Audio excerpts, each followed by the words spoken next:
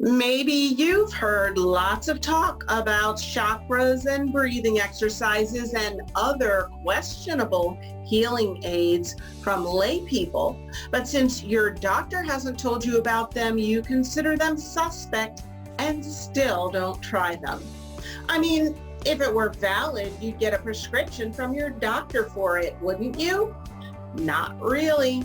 And today on the podcast, my guest, neurologist Dr. Maya Shetreat, is going to share the validity of healing modalities from indigenous peoples.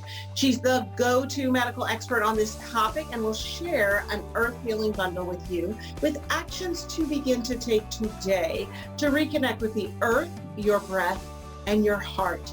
All necessary steps on the path to healing. I'm Dr. Karen, and this is another episode of Her Brilliant Health Radio. Maya Shetreat, MD, is a neurologist, herbalist, urban farmer, and author of The Dirt Cure, Healthy Food, Healthy Gut, Happy Child, which has been translated into 10 languages. She has been featured in the New York Times, The Telegraph, NPR, Sky News, The Dr. Oz Show, and more. Dr. Maya is the founder of the Terrain Institute, where she teaches terrain medicine, earth-based programs for transformational healing. She works and studies with indigenous communities and healers in Ecuador and is a lifelong student of ethnobotany, plant healing, and the sacred. Welcome, Dr. Maya. So glad to have you. I'm so happy to be here. So I'm very excited for you to talk about some of the modalities that you know about that most other physicians don't, so that you can help people listening really understand that there's validity to a lot of the tools that they've been hearing about, like pranayamas, breathing exercises that I talk about all the time. And I think the more that they hear it from people who in their worldview are credentialed to be the experts, I think the more likely people listening are to try these modalities. And this is why I think it's so vital. But first, I just want you to start by telling everyone, how did you become interested in ethnobotany and indigenous cultures healing? That's a big question. Yeah. Of course, as these stories often are. I mean, I would say, just to kind of in quick response to what you just mentioned, that, I always really like to, part of my mission, I think, with my patients and my students is, and the people in my life, is to really, learn to listen to all the information out there, but actually to know that there's validity to their own experiences, because I think in our society, we've been asked very much, especially in the health and medicine realm, but really everywhere, to put our trust in the opinions of others, experts who, don't always have our best interests at heart, number one. We could go there with the kind of corporate interests and other things that are going on, but even more than that, that don't necessarily know what our experience, our lived experiences look like. So it's really important to me that people know that their own experiences, when they partake of a particular treatment and they find it helpful, it almost really doesn't matter whether someone else thinks it's valid. If you experience healing and benefit, then it's valid, My own experience, my own journey through this was that I was I was like a little forest creature as a child. I grew up in a suburban neighborhood, but I was an only child. I had to keep myself busy a lot of the time. I was a child of the 70s, so no one really cared what I was doing and where I was a lot of the time. As long as it was daylight hours. And I used to go to this creek that was in my neighborhood, and I would play by this creek for hours, and I'd make potions, and I'd build what I realized later were like little offerings and altars of stones and sticks and plants, and I'd search for muskrats. I mean, I was really living that life for quite a while. And of course, as you get older, people, I kind of maintained that sense of wonder and joy with nature. And even though that was considered kind of weird by a lot of people, I think. And I got kind of was called into medicine because I was interested in, I saw a Bill Moyer special on healing and the mind. And I think I was in college at the time, and I saw this young girl who was actually very sick with lupus, and she couldn't tolerate her meds because they were causing her to go into renal failure. And then they would give her castor oil every time she took her meds. And then they stopped giving her meds, but her body responded exactly as if she were still on meds. And they said, this is called psychoneuroimmunology. And I thought, that's amazing. That's what I want to do. And I'm going to go to med school. And I even wrote my med school essay about that. And they let me in, which is kind of shocking. You know that the universe had something to do with that. And then I went for years just immersed in learning, conventional medicine. I mean, that was actually where I didn't think about much of this stuff at all until I was actually finishing my fellowship in neurology. So I had done med school, and I had a baby in med school. I did pediatrics and had a baby while I was doing pediatrics. And then I did neurology fellowship. And while I was doing that, I got pregnant. I had a baby, my third baby, and he was sick. He got sick very early over the course of, basically on his first birthday, with breathing issues. And what ended up after 10 months of very difficult, scary, delve into the medical system on the other side, as, the mom of a patient, I discovered it was related to his food. And he had been on antibiotics, he'd been on steroids, he'd been on, inhalers, the whole thing, sick constantly, until we figured out he was allergic to soy. And that took me on this very deep journey into food and food as medicine, and really brought me back to what I had originally been interested in when I came to medicine way back when, in the process of helping him heal. I realized that a lot of the answers were in nature, were in food and soil. And, back then I dove into the gut-brain connection in ways that, this was not something that you saw in Time magazine or, in the Washington Post. It was like very, much only in the literature, in the scientific literature. And I dug all that up and kind of helped him heal. Now he's a, knock wood, a healthy 14-year-old boy, but also started to help my patients and ended up writing a book called The Dirt Cure. And that took me into a journey even further into starting to study with indigenous healers and learn about different kinds of healing power of plants in the jungle, all different kinds of plants. And sometimes you don't know where your journey is going to take you, but it's a very windy and interesting road. I don't know. Should we say you're lucky if you don't know where the journey's going to take you? Because that's the adventure of it. Well, right. I mean, what's the saying? May you live in interesting times. Like, I think the more you're willing to go on the journey, the more, adventures and obstacles come in your direction. But I mean, I think that's part of, why we're here. So.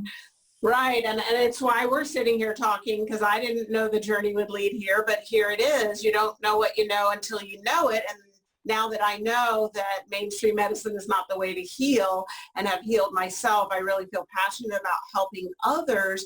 And that's why I was so excited to have you on the podcast to talk about some of the tools that you found on your journeys that are valid and people can start using, and just talk about some of the most surprising things that you've learned or what you think could be most beneficial.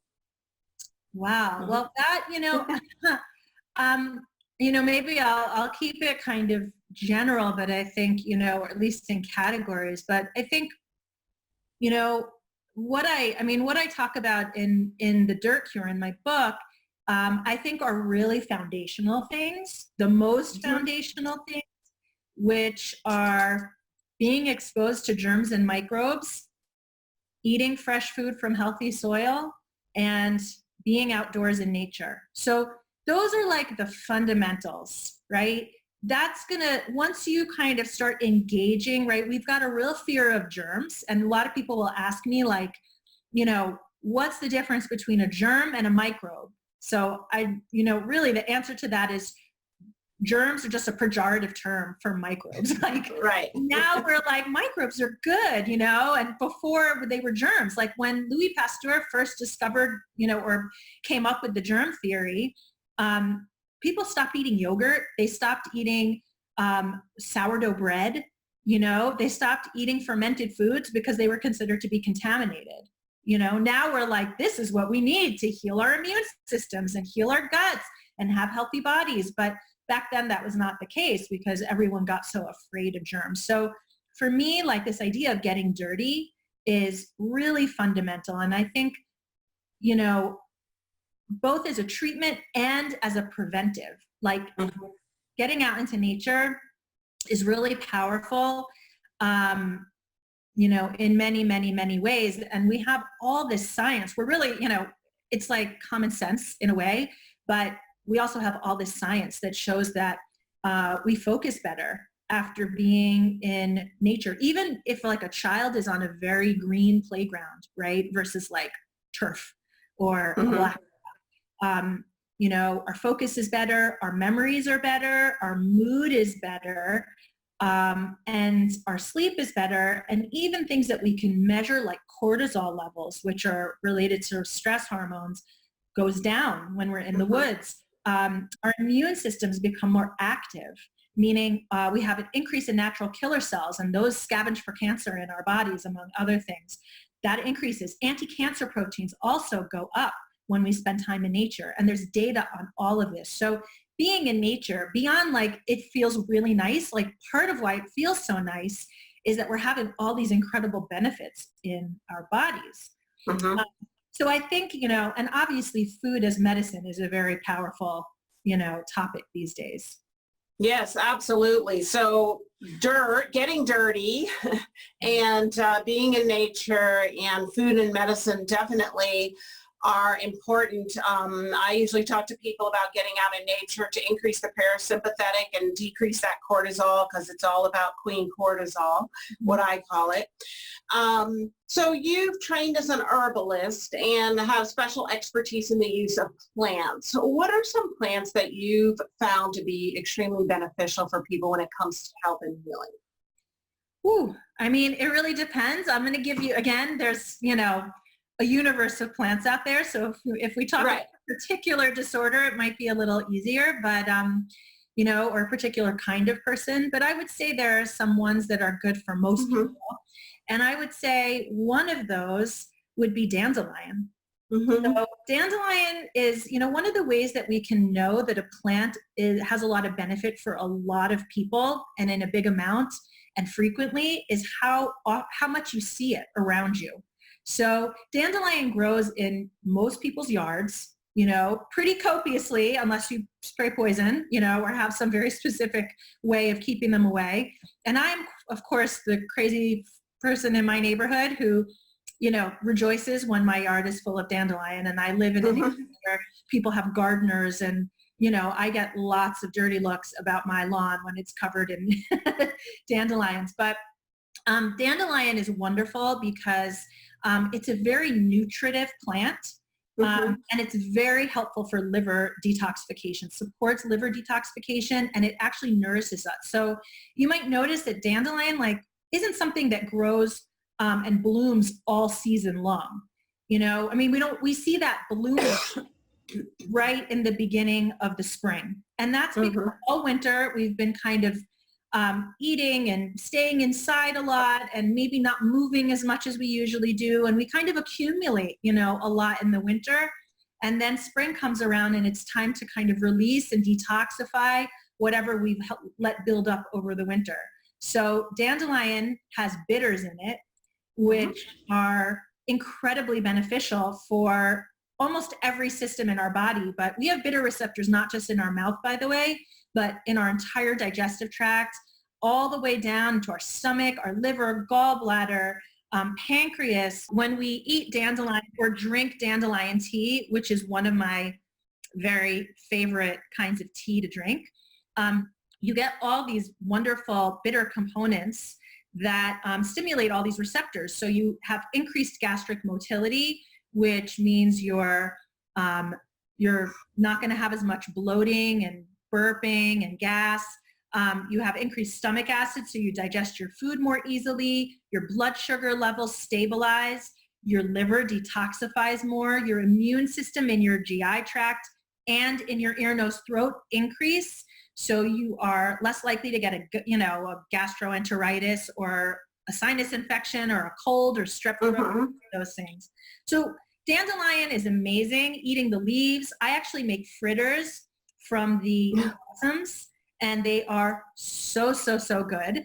I make a little batter out of basically a little bit of quinoa flour and egg and rice milk sometimes.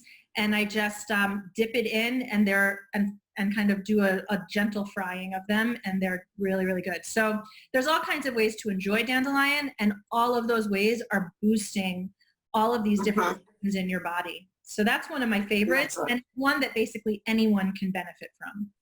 I love that, and I'll have to try the fritters. And then one of the things that I've really been focusing on recently is the holistic treatment of menopause. What are some of your favorite herbals to use for menopause? So I love, one of the things I love the most for menopause is motherwort. So motherwort I love because, and I think of her as like a wise elder in terms of plants, kind of like a matriarch plant.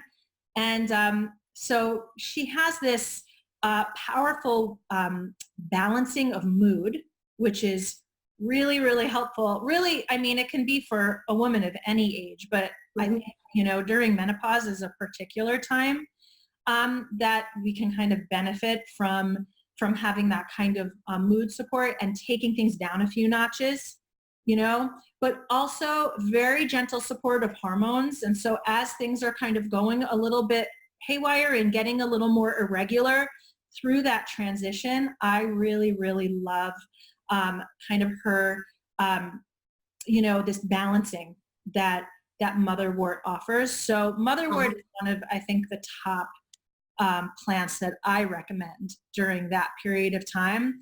I also think that I actually like plants like dandelion and red clover as well. Red clover is a really nice one. Also a plant that we often see growing all over our yards is like little kind of paintbrush looking thistly kind of pink flowers. And you can actually gather those, assuming you're not, spraying your yard with pesticides, and make a tea. Make a tea from them. Red clover tea is incredibly balancing and also very nutritive. So you're getting lots and lots of nutrients. And that's really important in transition, because during times of transition, we're using a lot of resources. We have to work harder to kind of stay in balance. Yeah. So I love those gentle benefits. And has the literature validated either of those for treatment in menopause? Just curious. Well, I don't know that I'd have to look and see, because there's so much research coming out in herbal remedies all the time. For example, I look a lot at, but I just want to say research on anything related to menopause is like crickets.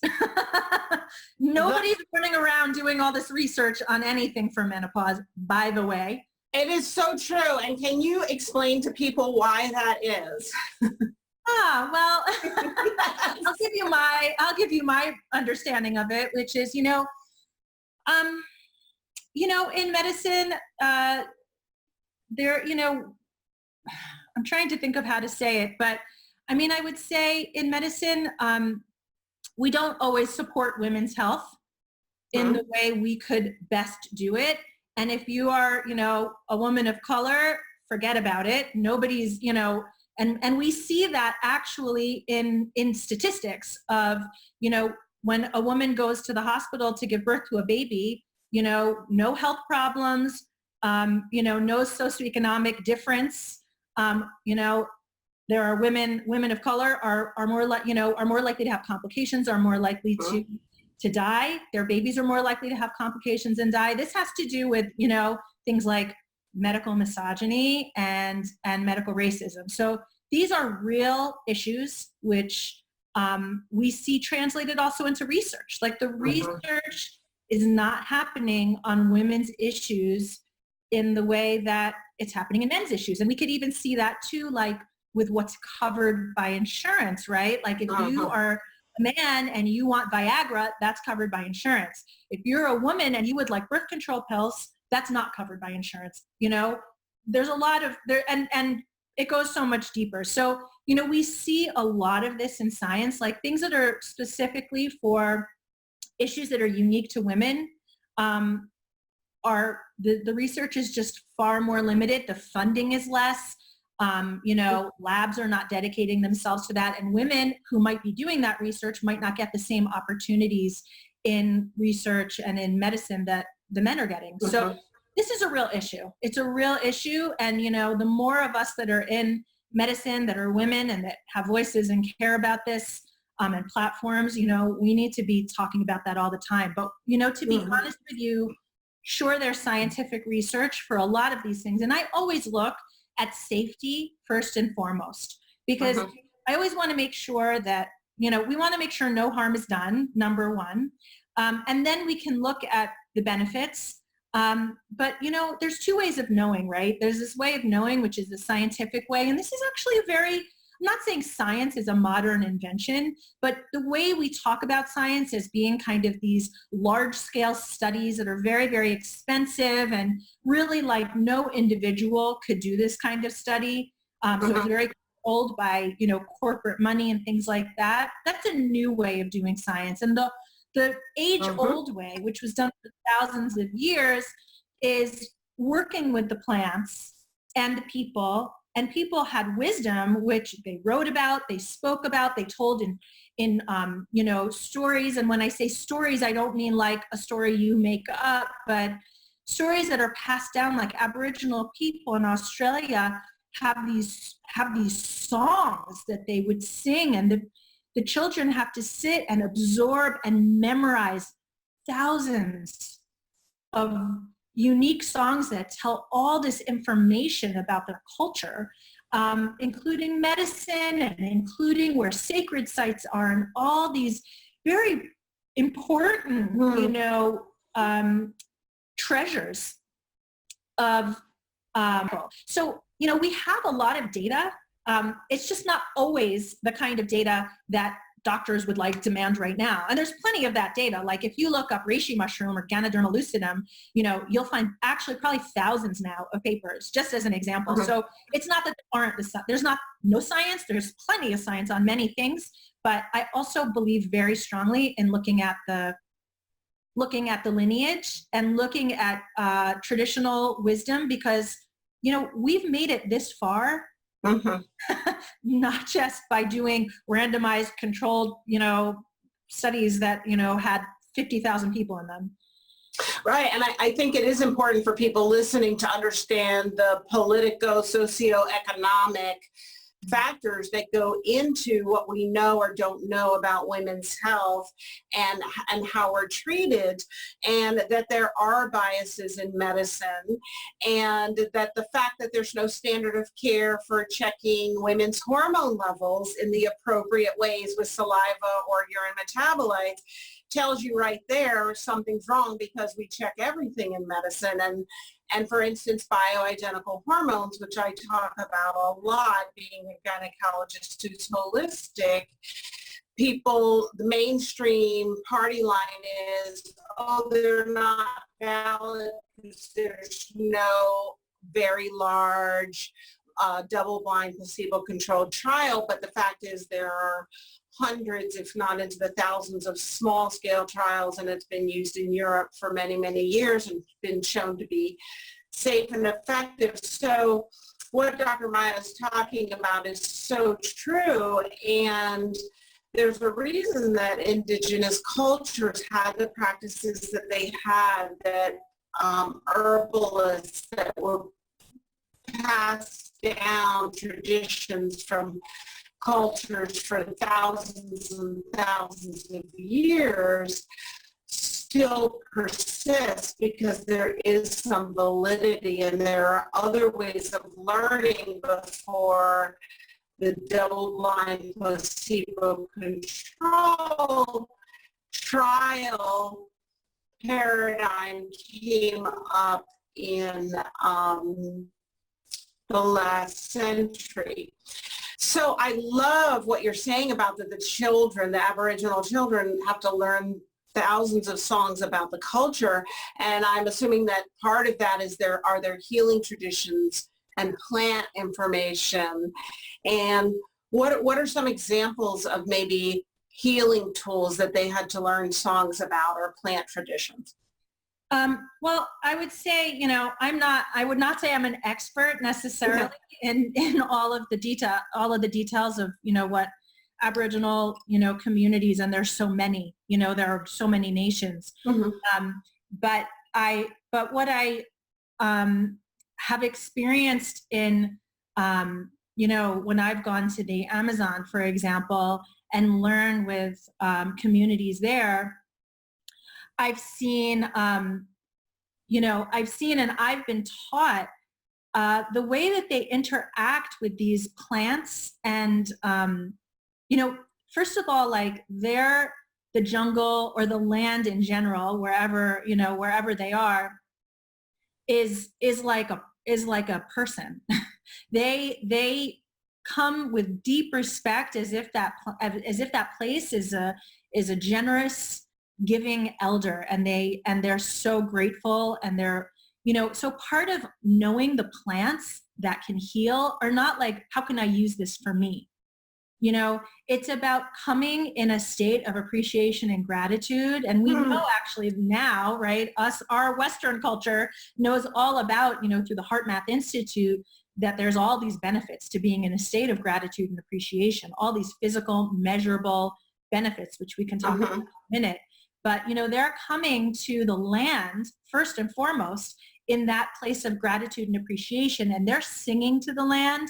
No person I've met that, has passed down indigenous information plants a seed without a whole ritual involved, which includes singing certain songs, includes doing certain actions, doing it at certain times, relating to the moon and relating to like the way the wind is blowing. They're very, this is like so much richer knowledge than, we can imagine, truly imagine. And so when they start to interact with a plant, one plant, this plant may be so many things to them, may offer them so many things. It might offer them food. It would offer them medicine. It might offer them jewelry, would, let's say, paint their faces or their bodies. It might offer them shelter, and clothing. So these are powerful connections where they feel very intertwined, like these are family, they're family.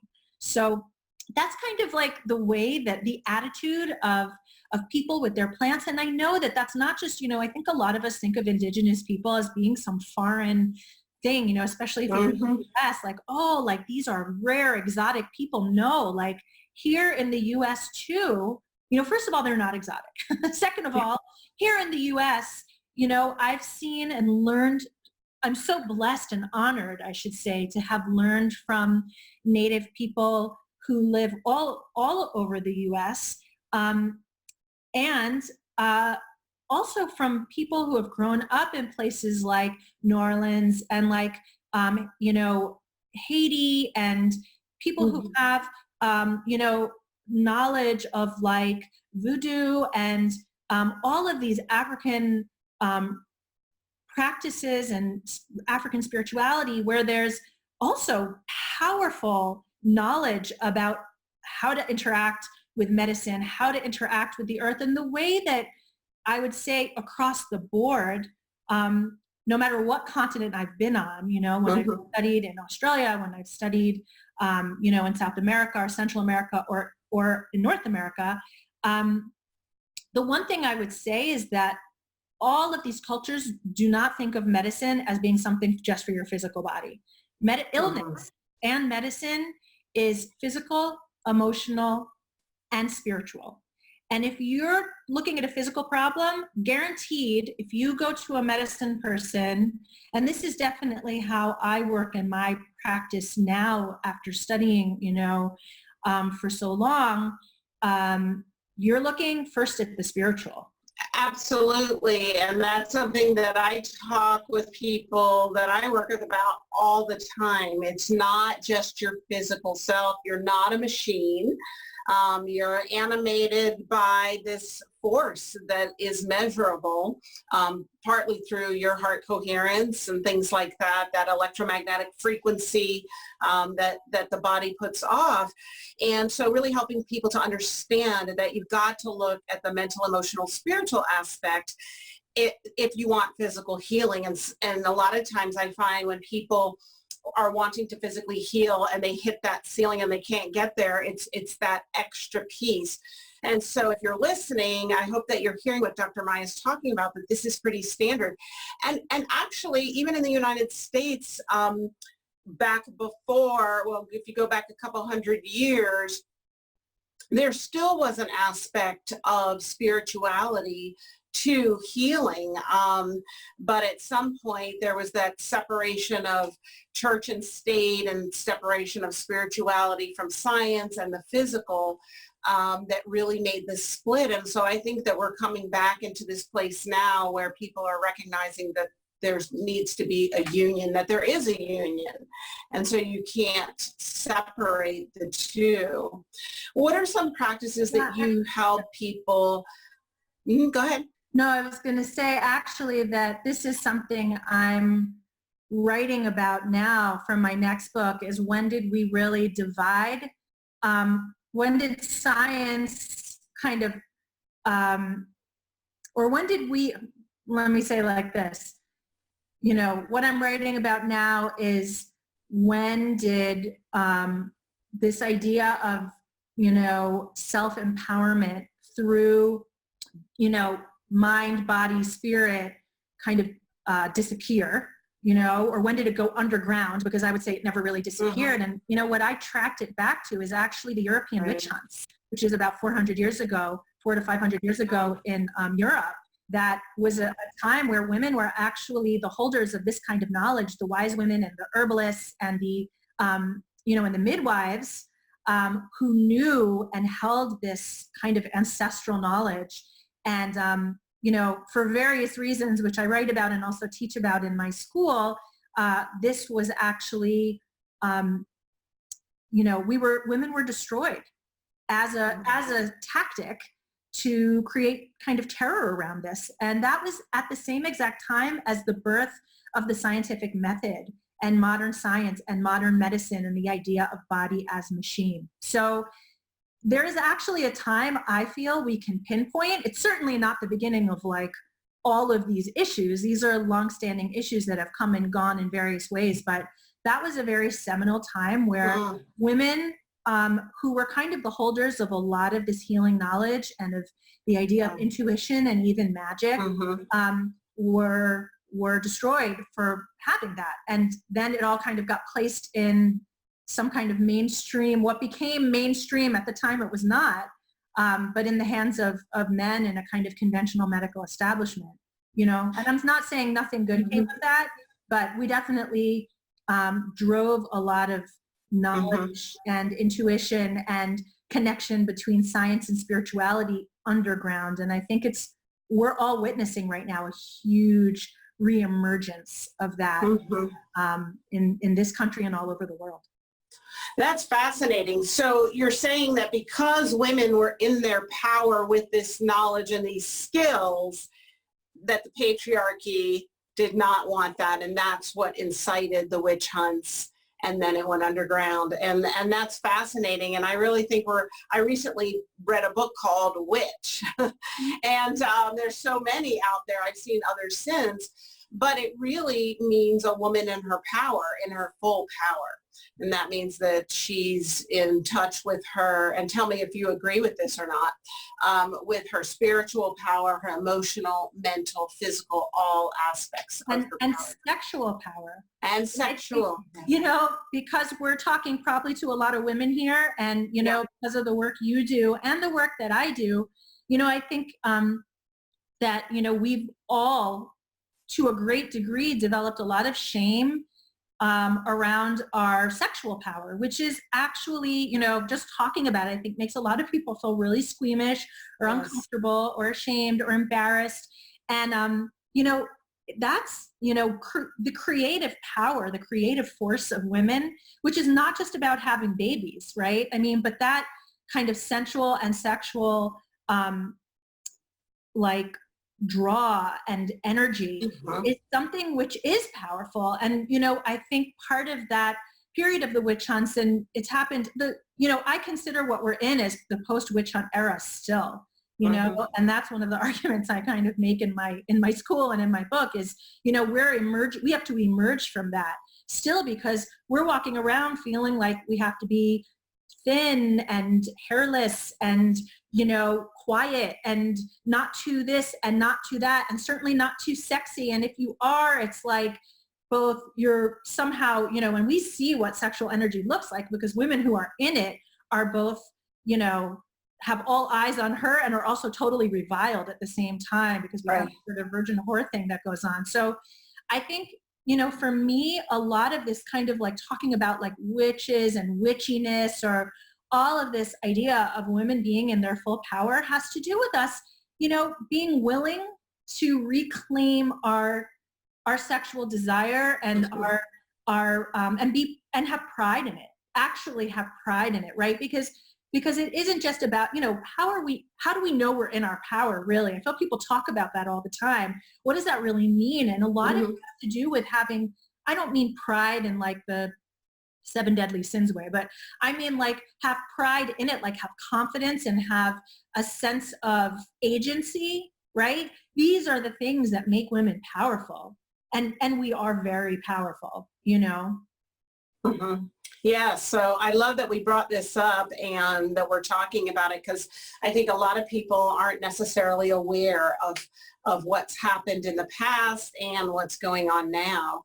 So I think that's wonderful. What are some healing rituals that you've come across in indigenous cultures around the perimenopause and menopausal? Are there other rituals besides the use of plants? Well, absolutely. And a lot of what's done, interestingly, I mean, I wouldn't say outside of the use of plants per se. I mean, plants are so integrated into not every, but almost every ritual that I've learned about. And that's part of been my study of ethnobotany, right? Because ethnobotany is not just like, what does this plant do for me? I'm going to ingest it in pill or tincture or tea.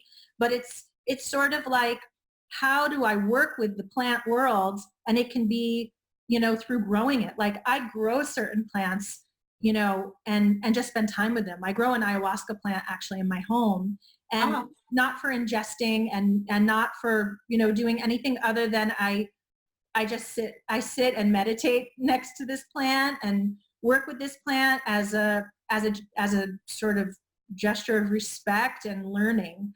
So the way, you know, when I've learned from indigenous people, you know, there are certain kind of plants that I've learned about that I wouldn't have known about, but also a lot of those plants are not necessarily available to me here. And I'm cautious, you know, about appropriating plants from other people's cultures, although we could argue that ayahuasca, you know, although it does grow in lots of parts of the world very nicely, you know, we want to be cautious about that. But rituals that I've seen, and some of them are, you know, not things that I do in my practice, but looking at hip closing.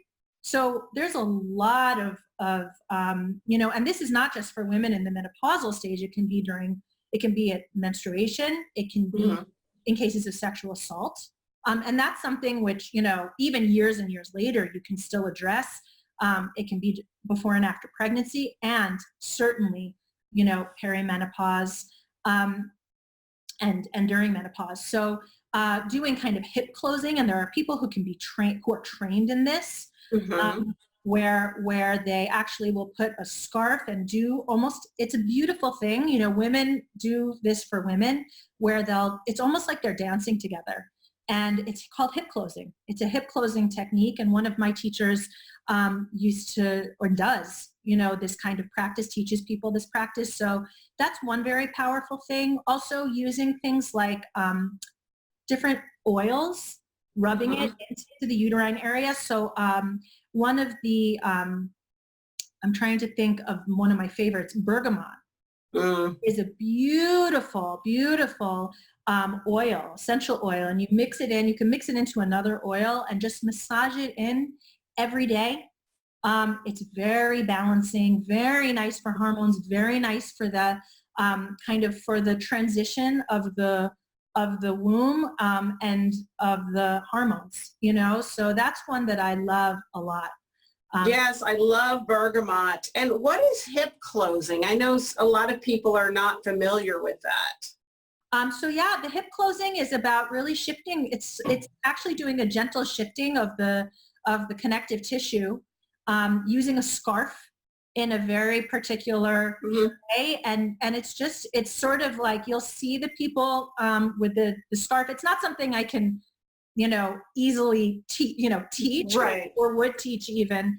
But it's something which is about shifting to close, not just the physical though. And this is the thing that I think, you know, it's an important element, right? Is you are shifting someone physically by having this scarf around them and doing these kinds of movements and you know, 3 or 4 different kinds of movements, but also it's shifting the energy. And the idea is that there are certain things which create, so, you know, one of my teachers taught me, like, you don't even sit on the ground. Like, you don't sit on a cold ground, especially if you're in an important transitional time, like if you're menstruating or if you're in menopause or post-pregnancy, you don't even sit directly on the ground. You should always have something under you because it's a way it's a time you can be leaking a lot of your chi.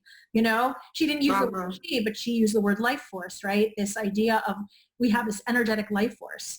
That you talked about, this measurable, you know, field that we have.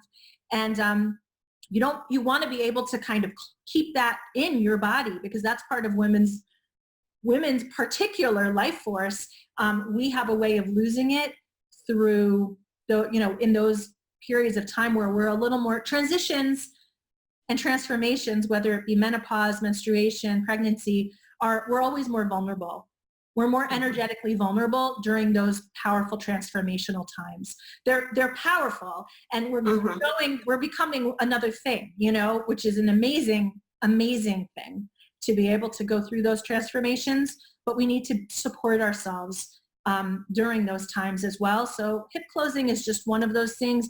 Using those oils, drinking lots of teas. But also another thing that I love is spiritual bathing. Plant bathing, and, where you can even do this from tea, but you can do it also from like flowers. And, you know, my teacher would sometimes use like cacao or wine at the end if she wanted to kind of, you know, like if she wanted someone to feel more amorous and deeply in love, like she might use like one red rose blossom, you know, and boil that for like 10 minutes. And then take it out and then add a little bit of red wine and a little bit of cacao and then pour it over the person once it's cool. You know, you can add a little water to it, no scalding. And then, you know, pour it over the person outdoors, best if you have nothing on, or in your shower, in your bathtub, soak in it even. And it sounds like kind of like, oh, that sounds nice. You know, the first time I experienced this plant bathing, I thought, okay, like it's going to be like a nice little, you know, cup of tea poured on my head. The amazing thing that I experienced and was with a lot of other people is that we were all like, first of all, the feeling was like something just, you know, going through your entire body. And then everybody was like glowing and sparkling afterwards. So I'm a big believer in doing plant bathing. It's something, you know, I even recommend and prescribe in my practice is as a way of experiencing that kind of healing. It's so important, I think, to know that we can sometimes bathe in plants or brush ourselves with plants. Like that's, one of my, something I offer for free on my website is just a way to make a brush of different kinds of plants and clean your body with it. Very powerful at all times, but especially, times like menopause where it's a time of transition. And it feels wonderful. Yes. And for everybody listening, Dr. Maya is giving you her Earth Healing Bundle, and that's one of the things in there, the plant brushing video tutorial. Do you want to tell them what else they will find in there? Sure. Yeah, these are just like there are some samples of different things that I really love and think, not every treatment or practice is, resonates for everyone, but these are some of the ones that I think are the easiest to do for ourselves and the most beneficial for the most number of people. So doing a pranayama breathing exercise is one, and I love it because it stimulates the parasympathetic nervous system. So it's like a rest and digest, kind of turning off fight or flight, or at least turning it down. And then there's a plant brushing, tutorial, which just shows you how to kind of make a brush of plants and clean your body with it or someone else. And it's very powerful, very simple, very accessible, very powerful. There is a heart meditation that I have there, which I am speaking you through and guiding you through, that I love because it kind of is very healing and opening for the heart. And I have a little kind of PDF, a little mini course on grounding. So some of the ways that you can just ground yourself. So I love it because I think there's something in it for everyone, and people do find it really helpful, I think. Yes, and so we'll put the link in the show notes, but they can also go to your website to access these, correct? Absolutely. Do you want to spell that for them just so they have it just right? Sure, it's super easy. It's drmaya.com, drmaya.com, and you'll see there that you can click on free gift, and you'll get the access to all of them. Okay, great. Thank you so much for that. And I could talk to you for a long time because you have so much interesting information that I think people need. And I can't wait to see your book. I think that's very exciting. And the name of the podcast is Her Brilliant Health, which you certainly exemplify. Could you share with everyone what that means to you? For me, Her Brilliant Health is about trusting your intuition and trusting your own knowing in your body. I think we have these ancient ways of knowing, and I'm not saying that in a mystical kind of woo-woo way. Like, I think it's very practical, and I love teaching about the science of intuition because there's a lot of science behind it. So for me, Her Brilliant Health is connecting to that deep intuition, and for me, through the power of nature and Mother Earth. Wonderful. Thank you so much. Thank you for sharing all of this wonderful information and the wonderful gifts that you're sharing with everybody. Thank you so much, Dr. Maya. Thank you for having me. Well, that's it for today, everybody. I'm Dr. Kieran with another episode of Her Brilliant Health. Hopefully you will go to Dr. Maya's website and download her Earth Healing Bundle with these wonderful tools and try them out. And definitely looking forward to her book that she described that she has forthcoming about how we got the separation of spirituality and the energetics of our physical health from the physical self many years ago. So looking forward to that. Thanks for joining me. I'll see you in the next episode.